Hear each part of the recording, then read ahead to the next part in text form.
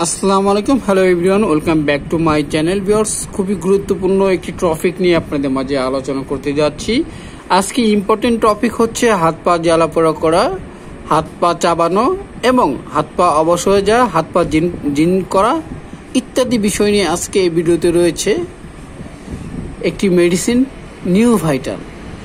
এই মেডিসিনটির ধারাবাহিকতায় আজকে এই ভিডিওটি তৈরি করা হচ্ছে।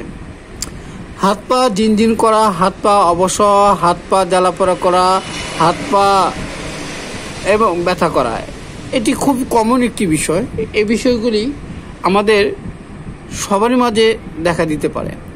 এর জন্য আপনার প্রয়োজন নির্দিষ্ট কিছু খাবার গ্রহণ করা, নির্দিষ্ট কিছু মেডিসিন গ্রহণ করা, যেটি মেডিসিন গ্রহণ করার ফলে আপনার হাত পা জ্বালাপোড়া, হাত পা জিনজিন, হাত পা অবশ বন্ধ হয়ে যাবে। একটি সময় দেখা গিয়েছে যে আমাদের বয়স যখন 30-এ ঊর্ধ্বে চলে আসে, তখন এই সমস্যাগুলোর প্রতিনিয়ত দেখা দিচ্ছে। হাত পা জিনজিন একটি কমন একটি রোগ। হাত পা জ্বালাপোড়া অনেকের হয়ে থাকে, আমরা অনেকে এই রোগে ভুগি। আমরা জানি না কিভাবে এই রোগ থেকে কিভাবে মুক্তি পেতে পারি আর কেন বা এই রোগগুলো হয়ে থাকে।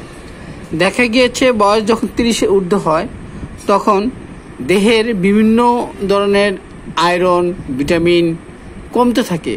ফলশ্রুতিতে দেখা গিয়েছে ভিটামিন B1, B6 এবং B12 এই ভিটামিনগুলোর অভাবে সাধারণত আমাদের হাত পা জ্বালাপোড়া করা, হাত পা অবশ এবং হাত পা জিনজিন হয়ে থাকে।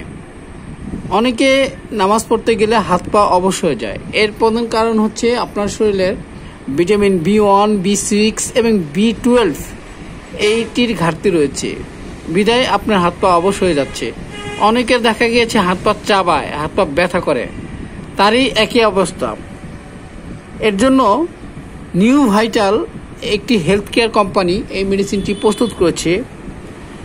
এই মেডিসিনটিতে রয়েছে vitamin thiamine monohydrate 100 milligram, pyridoxine hydrochloride 200 milligram, cyanocobalamin 200 milligram.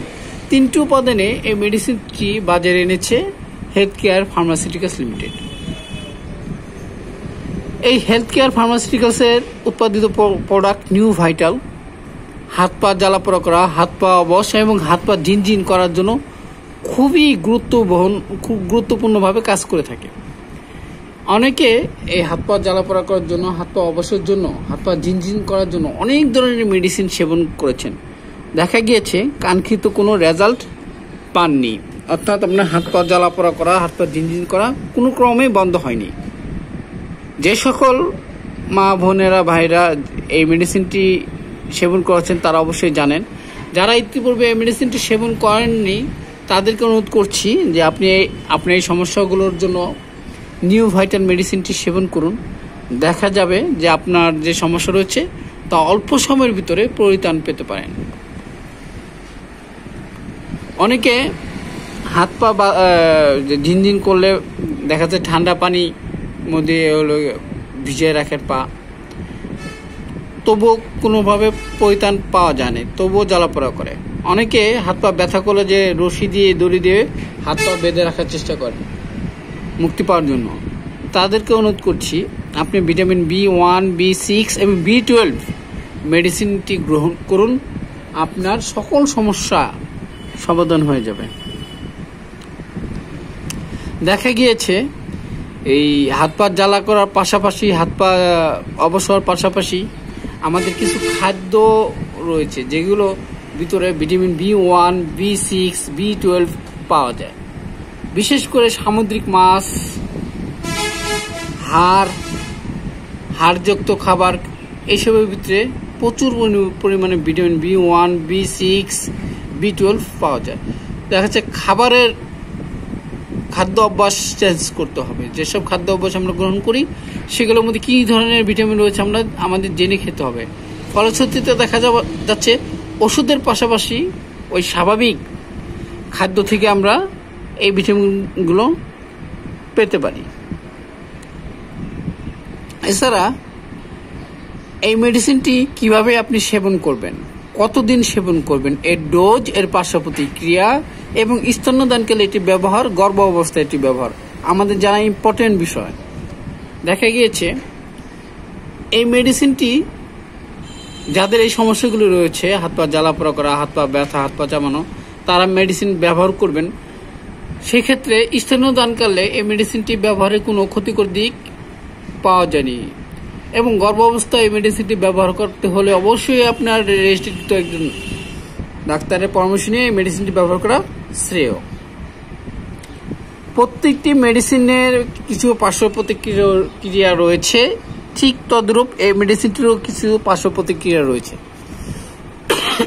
দেখা গিয়েছে এই মেডিসিনটি অনেক দিন ব্যবহার করলে আপনার বিভিন্ন ধরনের সমস্যা হতে পারে, শরীর দুর্বল হতে পারে, এমনকি ঘুম ঘুম ভাব হতে পারে। এছাড়া আপনি কিডনি ড্যামেজ হতে পারে এবং অতিরিক্ত ভিটামিন সেবনের ফলে আপনি স্ট্রোকও করতে পারেন।